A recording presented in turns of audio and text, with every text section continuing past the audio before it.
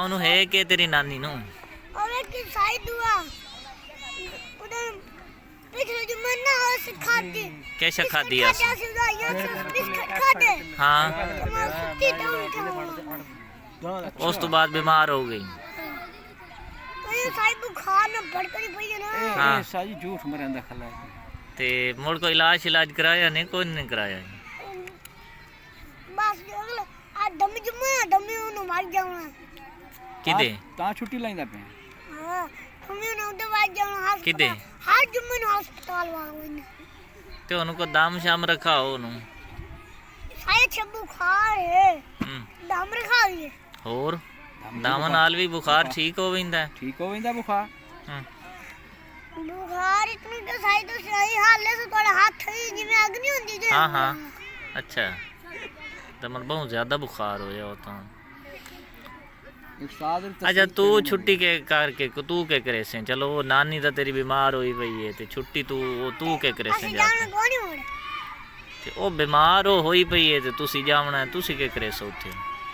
असे गोल पका के न दिखा है तू पका लेना काशा मेरी मां ने हाँ नहीं सकती ओ मां पकाई सी तू तो नहीं पका सकना अच्छा उठे स्कूल है नेड़े किथे ए साई ए भी नेड़े ओ भी नेड़े जिसमें मेरा दो बिराल दूर तो साई वेक तुसी हरियाणा और लान मट्टी टपड़ी हाँ मैं गई अपनी पट के और इतना बनना है ठोना और इतना बनना अच्छा तुम साइकिल चल बनने तो किस तरह के बनने टूट जावे हाँ ये तो मसला नार तो वेच गया दिया मतलब बनने का मसला होया सारा तो मट्ठा मट्ठा साइकिल से इतना दूर के अपन टोट के मां पहुंच जावनी है ओए होए होए मात वाज जावनी है जी अपनी टोट चलो सर दिव्य आए नु कल छुट्टी जड़ा नु मसला नानी दा है पिया ਜੀ ਜੀ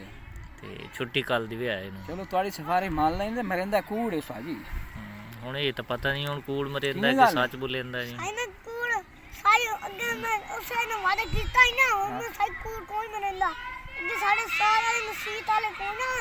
हमें सारे ना साल सीधा कहने ना हो कूड़ मरे मंजले गा लगू तो मसीत के नाम चलो इतना पे ਠੀਕ ਹੈ हां ਠੀਕ ਹੈ साई अगले दिन से होने प्यासे के आज मैं साथ कुछ हो अरे कि बंदा जड़ा है नौजवान इस दूर का कार के पराली को रोक बैठा दिया टाने चाय बैठा गांव रे कोल खलिया टाने आया बैठा ही जेले आई लम्मा पिया ओन उठाई फैर लग ओए होए होए मर गया जिंदा है हुन मर गया चिंगा अच्छा गां चोरी करके ला जाओ ਪਤਾ ਤੈਨੂੰ ਫਾੜ ਲੈ ਆ ਬਾਲਣ ਫਾੜ ਲੈ ਜਿਹੜੇ ਕੱਲੇ ਬਦੇ ਹੁੰਦੇ ਹੋ हां तो मर गया खैर पता क्या मारा मेरे मामे